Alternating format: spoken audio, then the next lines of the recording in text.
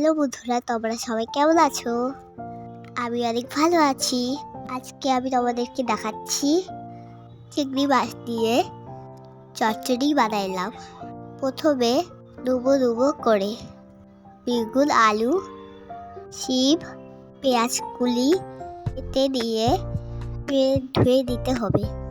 ওর মাছগুলো ভালো করে ধুয়ে নুন আর হলুদ মাখিয়ে দিতে হবে। আগে দেখে ভাবে সবজিগুলো কেটে নিও, তারপর ভালো করে ধুয়ে নিও। এখন কড়াইতে সরষের তেল দিব, এটা ভালো করে গরম করে নিব।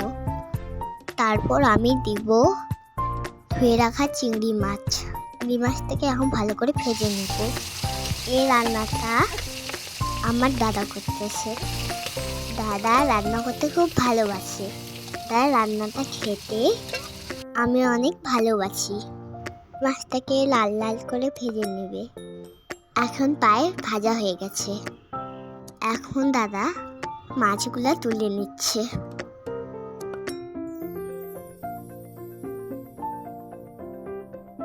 তেলটা গরম আছে, এখন দিয়ে দিতে হবে কালো জিরে আর শুকনো লঙ্কা। লঙ্কাটা ভাজা হয়ে গেলে দিয়ে দিতে হবে সব সবজিগুলো যেগুলো কাটে রাখছিল। এখন এগুলোকে ভালো করে মিশাতে হবে।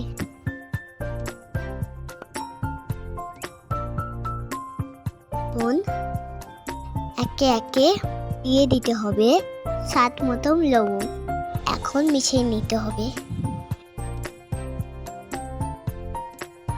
সবজি থেকে জল ছেড়ে গেলে দিয়ে দিতে হবে পরিমাণ মতন হলুদ গুঁড়ো।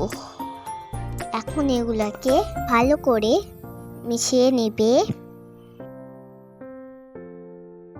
এখন এগুলাকে তো সিদ্ধ হওয়ার জন্য ঢেকে দিবে।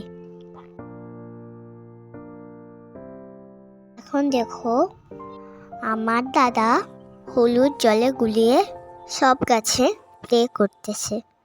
গাছে এখন অনেক পোকা হয়ে গেছে, পোকাকে তাড়ানোর জন্য স্প্রে করে দিতে হবে। লাউটাকে পোকা ধরে গেছে। ঢাকনা খুলে সবজিগুলোকে আরো একবার নাড়িয়ে নিচ্ছে যাতে জ্বলে না যায়। আবার ঢাকনা দিয়ে গাছে স্প্রে করে দিচ্ছে যাতে পোকাগুলো চলে যায়। দেখে নিতে হবে কতটা সিদ্ধ হলো। প্রায় সিদ্ধ হয়ে গেল। এখন দিয়ে দিতে হবে কিছুটা পরিমাণে জিরা গুঁড়ো আর দিয়ে দেবে ভেজে রাখা চিংড়ি মাছগুলো। এখন ভালো করে আবার মিশিয়ে নিতে হবে। তো দেখে নিয়ে ঢেকে দিতে হবে। আমার দাদাকে দেখে নাও। দাদা এখন আমাদের গাছের ধনেপাতা তুলে নিয়ে আসতেছে, রান্নাতে দেবে।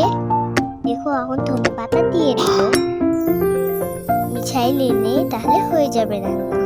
এখন আমি গরম গরম ভাতে খেয়ে নেব দাদার বানানোর চিংড়ি মাছের চচ্চড়ি। এটা খেতে খুব ভালো ছিল। তোমরা বানায় একদিন খাইও, কমেন্টে জানাও।